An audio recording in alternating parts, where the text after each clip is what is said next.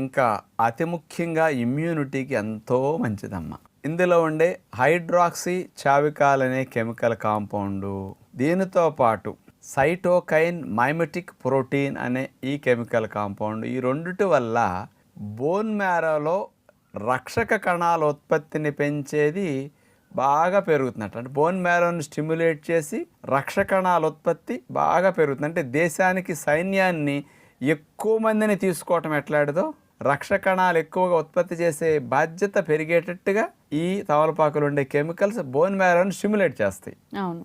ఇవి వేటిని ఎక్కువ ఉత్పత్తి చేస్తాయి ఈ రెండు కెమికల్ కాంపౌండ్స్ అంటే టీ లింఫోసైట్స్ మరియు యాంటీబాడీస్ని బాగా ఉత్పత్తి చేసే బి సెల్స్ని ఈ రెండుటి సంఖ్య గణనీయంగా రంగంలోకి దూకేటట్టు చేయడానికి బాగా ఉపయోగపడుతుంది. అందుకని తమలపాకు అప్పుడప్పుడు వేసుకుంటే ఇమ్యూనిటీ బాగా బూస్ట్ అవుతుంది. దీనితో పాటు